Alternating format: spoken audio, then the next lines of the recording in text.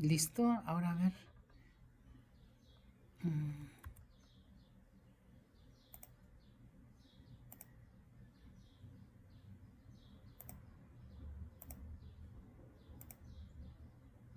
Bien, ¿sí alcanzan a ver la presentación ahí?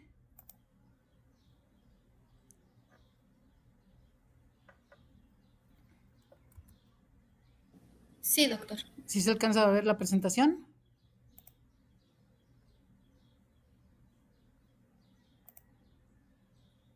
Nada más me ayudan, por favor, por cualquier cosa, ya ven que luego nos distraemos y no caemos en la pantalla adecuada. Antes de iniciar, pues quisiera hacerles la invitación. Eh, Como pueden ver, esta es una pequeña imagen de nuestra página en YouTube, donde ustedes pueden acudir y consultar cada una de las sesiones que hemos tenido por lo menos en estos últimos viernes de ciencia. Ya están todas hasta la última que tuvimos hace 15 días. Entonces, pues, están numeradas del 1 al 7 ya en particular, pues ya tenemos varias participaciones. Entonces, los invitamos a que ustedes acudan, vean las presentaciones, cualquier duda, por supuesto, como les decía, en las sesiones abiertas, siempre estarán abiertas a consulta.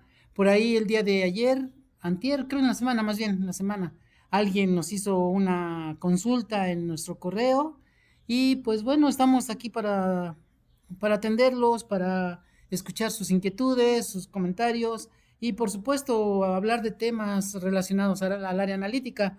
Entonces, pues nada más mencionándoles, ahorita vamos a hablar un poco de lo que nos consultaron y pues vamos a dar entrada al tema del día de hoy para que podamos continuar con esta serie de presentaciones. Entonces, pues de momento, para quienes están aquí con nosotros acompañándonos, ¿tienen alguna duda o comentario acerca de los temas? Ahorita estamos aquí en la diapositiva 158, me voy a regresar a donde nos quedamos, más o menos, que me parece que fue aquí. Aquí estábamos en la evaluación del sistema y del método, un poquitito más adelante, pero por aquí nos llegamos a quedar. ¿Alguien tiene algún comentario, duda o pregunta sobre la temática que hemos estado este, trabajando las últimas semanas?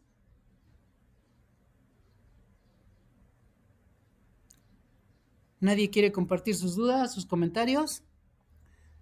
Bien, bueno, si se animan, con todo gusto, levanten su manita, me hacen el favor, me hablan, no hay ningún problema, no hay restricción, nada más nos hacen el favor de comunicarnos para que podamos atenderlos. Yo les comentaba que en la semana me llegó una consulta y me decía, la persona, cuando se habla de verificación, ¿qué parámetros de validación se utilizan para hacer una verificación de método? Ok, de entrada, cuando hablamos de validación, decimos que vamos a evaluar el desempeño de todos los componentes del método. No olvidemos que nuestro método lo podemos dividir en 4 etapas, así como está aquí. Las 4 etapas en general son el muestreo, el tratamiento, la medición del equipo, la medición del analito en el equipo analítico, el que corresponda, y por supuesto el manejo de datos. Esas 4 etapas conforman todo lo que nosotros podríamos decir las etapas importantes de un proceso analítico y tenemos que verificar la funcionalidad de cada una de ellas. En esta ilustración, nosotros hacíamos énfasis sobre la evaluación del sistema. ¿Qué es la evaluación del sistema? Es evaluar cómo se desempeña el sistema de medición. Déjenme poner aquí las opciones de puntero. Entonces, para que vayamos haciendo énfasis. Aquí tenemos un equipo de absorción atómica, ahí se alcanza a ver la flama. Aquí podemos hacer mediciones de la presencia de iones metálicos, potasio, calcio, cobalto, níquel, que estén en muestras analíticas. Queremos ver cómo funciona el equipo. ¿Cómo lo hacemos? Preparamos soluciones de un estándar conocido, el que nosotros vamos a evaluar, y preparamos las 5 o 6 concentraciones de nuestra curva. Esas soluciones que preparamos con un estándar de referencia, las sometemos directamente al equipo. Pero ¿qué es lo que estamos haciendo? Preparo mi solución mediante, bueno, el estándar, el analito de interés en forma de estándar, sustancia de referencia, de concentración conocida, estándar primario, como le quieran llamar. La preparamos en un disolvente que sabemos que no va a interferir con la respuesta de mi equipo, en un UV, por ejemplo. Lo disolvemos en metanol, en agua, en acetonitrilo, y lo sometemos esas 5 o 6 concentraciones en el equipo. ¿Y qué esperamos? Bueno, esperamos que el equipo nos dé una respuesta. ¿Cuál respuesta? Pues la que le corresponda. En absorción atómica, pues nos va a dar absorción. En ultravioleta visible nos va a dar absorción, transmitancia. En cromatografía de líquidos y de gases nos va a dar la altura y el área de un pico. Y entonces entendemos que a mayor concentración, mayor respuesta, mayor absorbancia, mayor área, mayor altura, mayor respuesta de mi analito. Si mi equipo me funciona adecuadamente, de esa manera, cumpliendo siempre esa premisa de que a mayor concentración, mayor respuesta, estamos evaluando adecuadamente nuestro sistema de medición. Pero recuerden que el sistema de medición comienza aquí. Medimos en el equipo soluciones preparadas con una solución de referencia y con disueltos en una matriz, en un disolvente que no interfiere con la respuesta. Eso es para la evaluación del sistema. ¿Qué hay respecto al método? Bueno, mi método, ya decíamos, involucra una etapa de muestreo, una etapa de tratamiento. Si yo en mis tabletas tengo mi analito, ahí una dosis del fármaco, o en sangre yo tengo una cantidad de analito de interés, o en algún otro tipo de muestras, en muestras metálicas tengo una cantidad de un metal de interés, pues yo sé que esa va a ser mi muestra y esa va a ser mi matriz, pero yo tengo que extraer el analito a partir de esa muestra, a partir de esa matriz, y tengo que someterla a una serie de tratamientos, a una serie de procesos que me permitan extraer o aislar el analito que a mí me interesa. Eso fue parte de lo que estábamos dialogando la vez anterior. Entonces, ¿cuáles son esas etapas de tratamiento? Bueno, si es una tableta, a la tableta la tengo que moler, le tengo que disolver, tengo que filtrar, y cuando yo disuelva el disolvente que yo coloque, debe permitirme disolver mi analito para que mi analito quede en solución. Si es una muestra plasmática, como ejemplo, porque hay muchísimos tipos de muestras, pues yo tengo que precipitar proteínas, tengo que quitar el paquete celular, tengo que hacer una extracción líquido-líquido.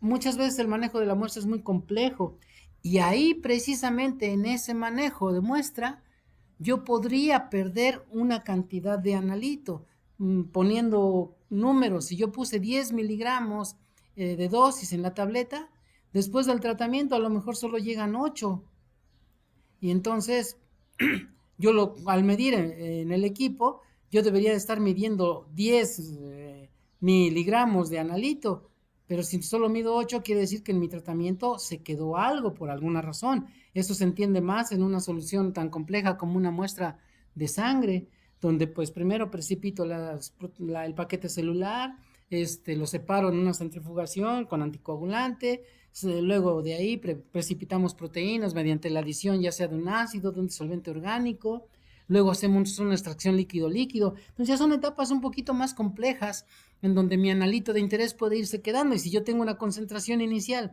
de 10 microgramos por mililitro, cuando llegue a medir a lo mejor solo estoy midiendo 6 microgramos por mililitro.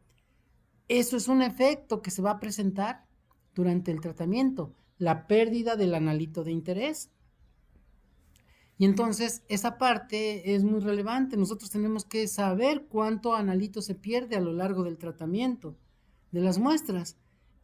A eso nosotros le estábamos llamando recobro absoluto. Y entonces evaluamos el comportamiento del método mediante la evaluación del efecto de estas dos etapas, el muestreo y el tratamiento. Entonces, regresando un poco a la pregunta que me hacían, pues aquí nosotros estamos viendo que un método analítico comprende varias etapas, y muchas veces nosotros en nuestro laboratorio nos dedicamos al desarrollo de los métodos analíticos. Necesitamos uno en particular, y si yo lo desarrollo, a ese método le llamamos método compendial. método no compendial, es un método que yo saqué de un artículo, de una técnica que por ahí me dio el compadre, un método que yo desarrollé en mi laboratorio.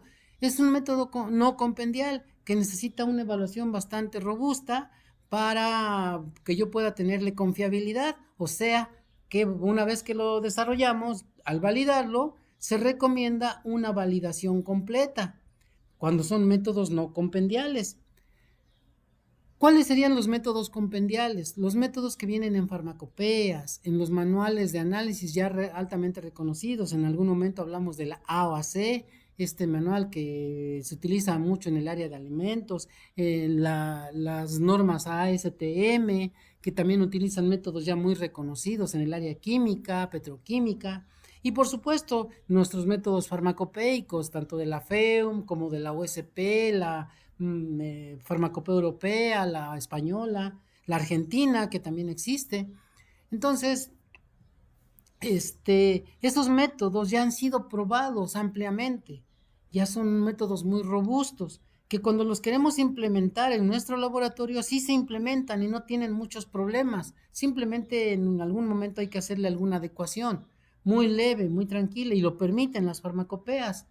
Entonces, los métodos compendiales son esos no necesitarían, en un inicio, digamos por allá de los años 2005, 2004, en las ediciones de la farmacopea, pues que eran séptima, la octava, todavía para México se nos indicaba que no era necesario validarlos. Con una verificación era suficiente. Y sí, en la actualidad también así lo indica la farmacopea americana, la OSP. Entonces, yo monto el método, le hago los ajustes y entonces ya puedo evaluar su desempeño mediante una validación parcial, vamos a llamarle así. Entonces, cuando yo tengo un método no compendial, que es nuevo, que lo estoy implementando y que es de mi laboratorio y que viene de algún origen por ahí un poquito variado, en un artículo, alguna técnica que me trasladaron, esos métodos no compendiales, lo mejor cuando lo implemento en mi laboratorio, tengo que evaluarlos completamente, validarlos completamente. ¿Qué implica la validación completa? Pues dependiendo del método, recordarán ustedes las tablas de clasificación de métodos de la ICH y de la USP, donde nos recomiendan parámetros a evaluar. En forma general, tenemos que evaluar el rango dinámico, el intervalo de trabajo, la selectividad, este, la linealidad, precisión, exactitud, límites de cuantificación, límites de detección, estabilidad, robustez, todos los parámetros que tengamos que evaluar. Todos, según las recomendaciones que nos haga la ICH y la USP. Pero cuando es un método compendial, muchas veces basta con algunos parámetros, porque también aquí depende del tipo de método. Pero si es un método de cuantificación, los parámetros más generales de verificación son pues un poco la especificidad, la selectividad, linealidad, precisión y exactitud. Generalmente con esos parámetros es suficiente una verificación que hoy la podemos catalogar como una validación parcial, porque el método ya sabemos que es muy robusto. Entonces, un poco la respuesta a la pregunta que nos hacían en la semana es esa, entender un poco lo que es la diferencia entre la evaluación del sistema, la evaluación del método y la evaluación de un sistema no compendial un método no compendial y un método compendial. Entonces, nosotros nos quedamos en nuestra última sesión precisamente en la evaluación del sistema en lo que llamamos el recobro absoluto. Aquí, pues bueno, la diapositiva nos habla de ¿cómo se llama? Del desempeño del sistema analítico y del desempeño del proceso analítico como tal, todo el método. Entonces, pues aquí ya planteábamos el recobro absoluto, decíamos que se tiene que evaluar, pues prácticamente esto sería lo de una validación parcial para un método compendial, pero para nosotros cuando tenemos un método nuevo, tiene que ser una validación completa. Y estos son parámetros que pues van de rutina, van en cada uno de los métodos, tanto del sistema como del método. Y entonces, pues se determina la cantidad de analito que colocamos, lo evaluamos mediante unas soluciones que le llamamos soluciones del sistema, preparamos unas soluciones en la matriz que queremos simular, por ejemplo en sangre, hacemos la extracción, todos los procesos, y ese recobro lo evaluamos interpolando en la curva de sistema. De hecho, por aquí presentamos esta curva donde decíamos, la curva en color negro es la curva de sistema, que me da prácticamente el 100% del analito que yo estoy cuantificando, mientras que la curva de método fueron las muestras que preparamos en la matriz simulada, en la matriz de sangre, de plasma, o si es una tableta, pues la pusimos en compañía de excipientes. Si es una matriz metálica, pues la pusimos en compañía de metales que pudieran estar en esa aleación. No sé, una simulación donde yo pongo una cantidad conocida de mi analito de interés que viene de un estándar de referencia, coloco una cantidad conocida y lo someto a la serie de tratamientos que nos indique el procedimiento metodológico. Y al final, pues, cuantifico. Y como sabemos que casi todos esos métodos siempre va a haber una ligera pérdida, hay veces que no la hay, entonces coinciden la curva del método con la del sistema, prácticamente igual. Eso sería un recobro del 100%, pero cuando hay una pérdida, pues espera que la pérdida sea homogénea a lo largo de toda la curva. Muchas veces los métodos analíticos tienen pérdidas muy grandes, 30, 40%, recobramos el 60, 70%, y muchas veces el método de recuperación no es tan eficiente, el método de tratamiento no es tan eficiente. Hemos tenido recobros del 30, del 40% a lo largo de toda la curva. Cuando eso sucede, es preferible cambiar de metodología de extracción. Es preferible porque es un método muy, ¿cómo se llama? Poco eficiente para el recobro de las concentraciones de analito en la muestra. Entonces se recomienda que siempre que trabajen un método y que tenga un tratamiento complejo, se esperan dos cosas. Uno, que el tratamiento lleve la menor manipulación posible. Y esto lo pongo como ejemplo. Hay quien me dice, es que si yo le hago 3, 4 extracciones, líquido, puedo recuperar mucho analito. Sí, pero ya estamos hablando de que hay que hacer 3 o 4 extracciones por cada muestra, y a veces nosotros en un análisis continuo tenemos hasta 50 muestras de forma simultánea. No podemos estar haciendo 3, 4 extracciones. Con una extracción es suficiente. Entonces debemos de manipular la muestra lo menos posible. Eso por un lado. Y ya evaluando el recobro absoluto, se esperaría que el tratamiento de las muestras me dé un recobro mayor al 60%. Cuando yo tenga un recobro mayor al 60%, entonces ya podemos hablar de que tenemos un método que pueda ser eficiente. Entonces, un poco es lo que tratamos de plasmar aquí en esta evaluación, y les poníamos este ejemplo. Se los dejamos, creo que para casa. Si no, pues ahorita vamos a hacer ¿sí lo hicimos? Acuérdenme, sí hicimos este ejercicio, por favor. Creo que sí, ¿verdad? Comparamos el 100% que era la concentración recuperada del sistema con lo que nos recobró el método. Lo comparamos y obtuvimos el porcentaje de recobro absoluto, y obtuvimos el error porcentual, que le llamamos desviación estándar absoluta. Ayúdenme a recordar, por favor.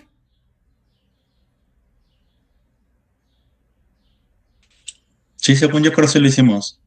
Sí, ¿verdad? Que ¿cómo se llama? Hicimos la evaluación. Sí me acuerdo, porque aquí esta tabla le pusimos desviación estándar absoluta. Entonces, lo modificamos. Que también en algunas de las guías, como la ICH, le llaman por ciento de vías, por ciento de error. Entonces, sí lo hicimos. Entonces, si les repetirías cualquier otra duda, comentario, que esto sería un pequeño repaso nada más de lo que vimos como tema, pues acudan un poco al video en la última sesión. Ahí estaría la evaluación completa en una hoja de Excel. Entonces, pues esto sería con respecto al recobro absoluto. Nuevamente reitero, ¿hay alguien que tenga alguna duda, algún comentario sobre la temática que acabamos de terminar? ¿Alguna consulta, dudas? Con todo gusto, no hay ningún problema que hagan su consulta.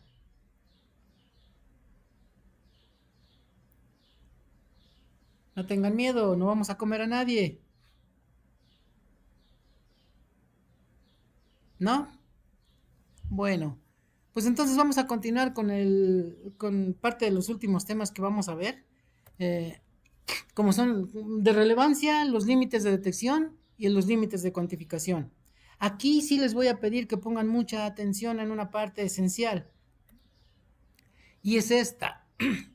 Bueno, el título dice límite de detección, pero la parte esencial en donde yo quiero que pongan atención es, vean la línea, esta línea, donde estoy pasando, perdón, perdón, la línea donde estoy pasando el cursor. A eso le llamamos ruido. Ahorita platicamos qué es el ruido. Vean ustedes estas oscilaciones en esta otra ilustración. Es un ruido también. Pero ¿qué es el ruido?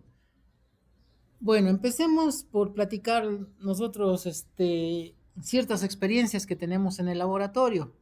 Para ello, déjenme ver si puedo escribir aquí. Opciones de puntero y con la pluma. Recordarán ustedes que en algunas veces les he hecho comentarios. Ustedes van a utilizar su espectrofotómetro ultravioleta visible, lo prenden 10 minutos antes de que lo empiecen a utilizar. Esos 10 minutos, 15 minutos que les piden es normalmente para permitir que la lámpara ultravioleta o la lámpara de tungsteno, la que vayan a ocupar, se caliente y alcance su mayor intensidad. Ese tiempo para eso se ocupa, para que alcance su mayor intensidad, y es una regla. 10 minutos antes de que empiece yo a trabajar, prendo mi espectrofotómetro y que la lámpara se caliente. Entonces, una vez que ya se calienta, ya estoy listo, ya tengo mis muestras, y lo primero que hago es colocar mi blanco.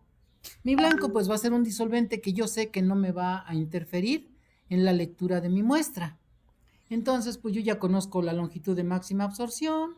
Pues aquí está mi longitud de máxima absorción, ya sabemos cuál es, nos lo dijo la metodología, nos lo dicen las referencias, y pues por ejemplo vamos a poner 272 nanómetros.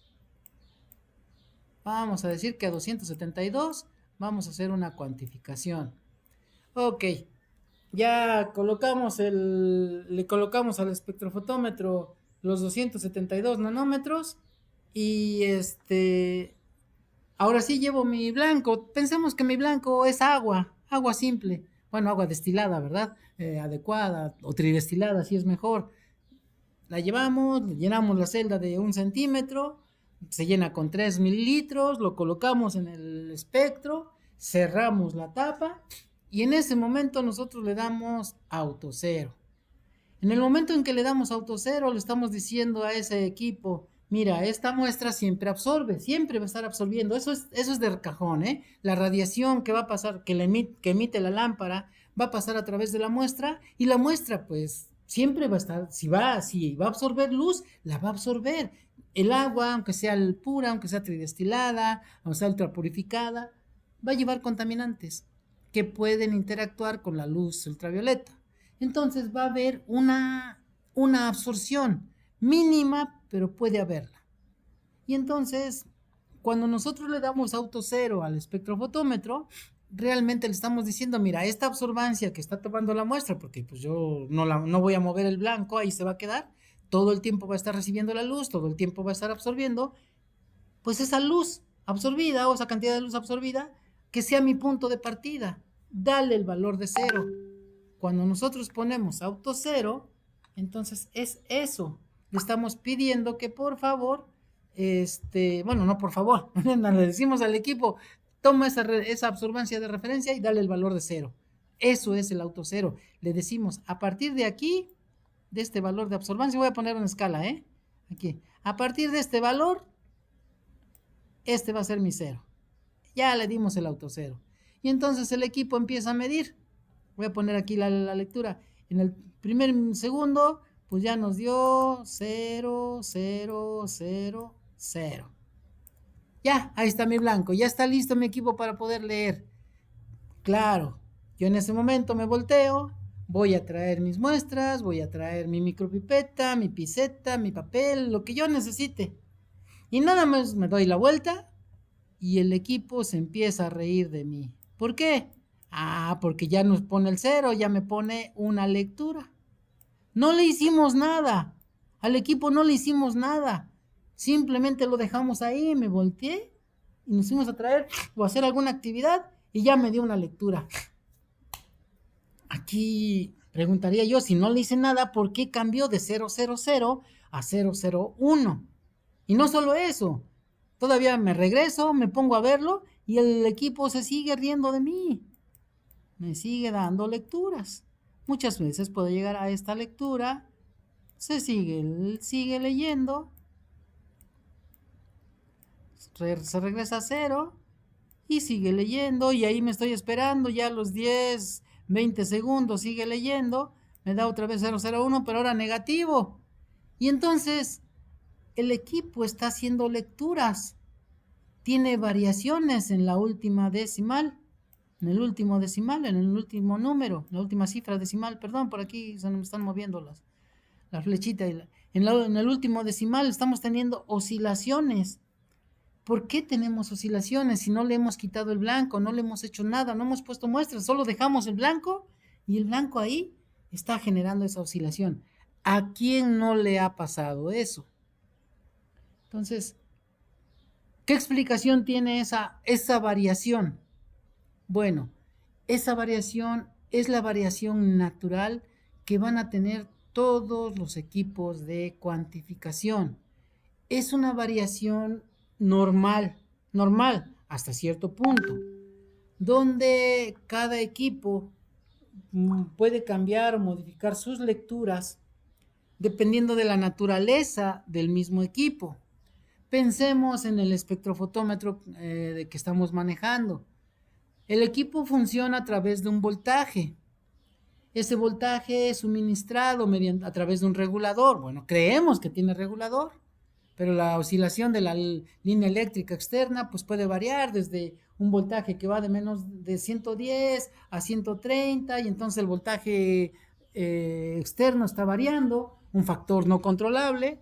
Lo podemos controlar a través de aterrizar la instalación eléctrica. Ya tenemos un regulador, un no break. Ya esos me regulan un poco más la corriente y entonces ya me dan variaciones más pequeñas de voltaje que pueden ir de 110 a 120 o de 110 a 115, qué sé yo. El voltaje es suficiente, pero mientras tengo variaciones de voltaje. Ese voltaje llega a los circuitos eléctricos, en los circuitos eléctricos del equipo, bueno, eléctricos, electrónicos, donde tengo capacitadores, diodos, resistencias, circuitos electrónicos, microcircuitos, que todos cumplen su papel. Y en un momento dado se llegan a acumular corrientes estáticas, corrientes parásitas. En algún momento un capacitor acumula tanta corriente que a veces se sobrepasa su capacidad y suelta una corriente por ahí ya de exceso, una corriente parásita. Y esa corriente nos genera o es capaz de generar una señal. Obviamente son variaciones muy pequeñas. He ahí el milagro de la microelectrónica. En los años 50, 60, los espectrofotómetros funcionaban con algo que llamábamos bulbos, que generaban altas temperaturas. El calentamiento también del equipo, si no tiene una buena ventilación, también nos podía generar variaciones en la señal. Entonces, esas variaciones que ahorita estoy dando como causa o como posible causa, las variaciones de voltaje que llegan al equipo. Pero tenemos otras posibles variaciones en la intensidad de la lámpara, como cuáles. ¿Dónde colocaron su espectrofotómetro? Lo colocaron en una mesa que está bailando, que se está moviendo, que tiene vibraciones cercanas porque se produce o hay un arranque de una bomba, de una bomba de aire por ahí, de una bomba hidroneumática que están muy cerca. Y ustedes colocaron o conectaron su equipo a la misma instalación eléctrica, que además de hacer variación de corriente eléctrica, varíe también la vibración del sitio donde está, haga vibrar la mesa donde está el equipo analítico. Esas son posibles fuentes de variación parásita. Otra, si cerramos perfectamente la puerta donde colocamos la celda, ya ven que ese habitáculo donde colocamos la muestra, donde se colocan el portamuestras, es totalmente negro. Si no lo cerramos bien o hay alguna perforación que no nos hemos dado cuenta, Puede haber radiación parásita que proviene de la misma lámpara, pero que no va por el camino de los espejos que debe de llegar, llega por otras situaciones. Entonces, hay múltiples fuentes no controlables que hacen que mi equipo esté variando todo el tiempo. Y entonces, si nosotros podemos verlo, esas variaciones se van dando de forma natural. Si lo ven aquí, son oscilaciones así tan pequeñas como las que podemos tener aquí. Bueno, ya las hice muy grandes, ¿no? Pero finalmente son las oscilaciones que se están dando en función del tiempo. Este eje tiene unidades de tiempo. Lo mismo sucede en esta otra, ¿cómo se llama? En esta otra diapositiva, la que tengo a la izquierda, donde las oscilaciones pueden ser quizás lo de un cromatógrafo de líquidos, un cromatógrafo de gases, donde estoy dejando pasar la fase móvil, la bomba está trabajando y entonces está generando estas oscilaciones. Llegan oscilaciones muy bajas, oscilaciones altas y entonces hay una variación en la señal. No hemos inyectado ninguna muestra, como lo dijimos, solamente el blanco.